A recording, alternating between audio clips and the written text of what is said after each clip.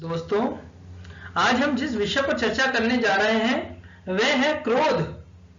क्रोध किस तरह से जीवन को घेर लेता है, इसे न किसी उम्र की मर्यादा है और न किसी ज्ञान की। कब, कहां और किस कारण से वह जन्म लेता है, यह कोई आज तक समझ ही नहीं पाया। जब क्रोध जन्म लेता है तो विचार करने की शक्ति ही खत्म हो जाती है, बुद्धि पर अहंकार छा जाता है, वर्षों के संबंध पल भर में टूट जाते हैं, सारा जीवन बिखर जाता है। दोस्तों, किसी भी कारागार में जाकर के देखें तो अधिकतर अपराधी क्षण भर के क्रोध के कारण दंड भोगते हुए दिख जाएंगे। दोस्तों, फिर भी हम अपने क्रोध पर अंकुश नहीं लगा पाते। बार बार हम क्रोध न करने का प्रण लेते हैं, पर बार बार हमारा प्रण टूट जाता है और हमें गुस्सा आ जाता है। क्रोध वास्तव में है क्या? क्यों यह जन्म लेता है? क्यों यह किसी के काबू नहीं आता? उदाहरण के लिए हम एक बालक को देखते हैं। जब किसी बच्चे को कोई खिलौना चाहिए, तब जब उसे नहीं मिलता तो वह कैसी प्रतिक्रिया देता है? बालक की प्रतिक्रिया रहती है उसका क्रोध, क्योंकि बालक निर्बल है, निसहाय है। बालकों को अपने वजूद का एहसास दिलाने के लिए गुस्सा दिखाना पड़ता है। दोस्तों, क्या यह क्रोध हमारे भीतर बैठे किसी बालक का प्रतिभाव तो नहीं?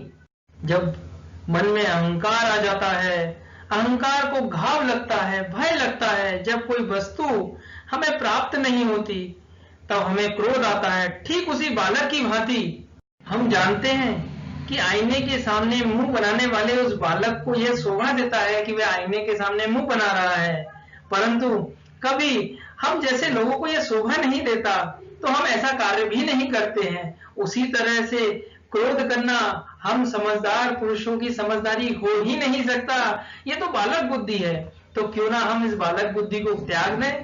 दोस्तों, हम अनुभव से जानते हैं तथा दूसरों के अनुभव को देखकर बता सकते हैं कि क्रोध से कभी भी किसी ने कुछ भी प्राप्त नहीं किया, चाहे वो सम्मान हो या संपत्ति, प्रेम हो या सुरक्षा। क्रोध से आज तक किसी को कुछ भी नहीं मिला।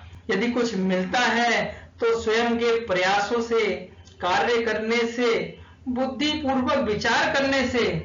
मनुष्य मात्र अपनी आदतों के अनुसार ही जीता है। क्रोध जब आदत बन जाता है तो मनुष्य कुछ पाता नहीं है, केवल खोता ही रहता है। हमारे चाहते हुए भी यदि हम अपने प्रतिभावों को रोक नहीं पाते हैं तो कहीं ना कहीं ये हमारे अंदर के कुछ विकृतियां हैं जिनको हमको सुधारना है। क्रोध वास्तव में कुछ भी नहीं, सिंपल एक हमारी ये बालक बुद्धि है। जैसे ही हम यह स्मरण रखेंगे कि ये बालक बुद्धि हमारे ऊपर शोभा नहीं देता है, केवल इस विचार के चिंतन और मनन मात्र से हम इस पर काबू पा सकते हैं। श्रीमद् भगवद गीता के 2 अध्याय के 62 और 63वें श्लोक में क्रोध का वर्णन कुछ इस प्रकार से हुआ है। ध्यायतो विषयान् पुंसा संगस्तेषु पजायते संगात् संजायते कामा कामत् क्रोधो विजायते। इच्छाओं के बार बार सोचते रहने से आसक्ति आ जाती है दोस्तों, और आसक्ति आने से उन विषयों की कामना उठने लगती है, और जब कामना पूरी नहीं होती तो क्रोध उत्पन्न होता है। जिस तरह ज्यादा खाने से भूख बढ़ती है, ज्यादा सोने से नींद बढ़ती है, उसी तरह अपनी इच्छाओं के बारे में सोचते ही रहने से हम इनमें फंसकर रह जाते हैं। इससे ही आसक्ति कहते हैं, और आसक्ति के बढ़ने से कामना बढ़ती है, और कामना न पूरी होने से गुस्सा आता है, और हम अपने ऊपर संयम खो बैठते हैं।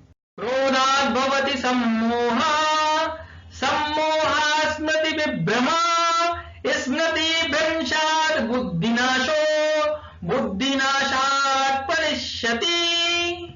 दोस्तों, क्रोध से सोचने की शक्ति कम हो जाती है, मूल भाव से स्मृति में भ्रम उत्पन्न हो जाता है, और जब कोई सोच ही नहीं सकता और उसकी बुद्धि का नाश हो जाता है तो ज्ञान शक्ति का नाश होना तो स्वाभाविक ही है। बुद्धि का नाश होने से पुरुष अपनी स्थिति से और गिर जाता है, और यह क्रोध ही ऐसी विकृति है जो हमारे जीवन में अशांति और जीवन की खुशियों का नाश कर देती है। तो दोस्तों, इस पर आवश्यकता है कि अपने मन पर काबू किया जाए। चिंतन, मनन और प्राणायाम से इस पर विजय प्राप्त की जा सकती है। दोस्तों, आपका कीमती समय मेरे साथ बिताने हेतु बहुत बहुत धन्यवाद। जय श्री कृष्णा दोस्तों।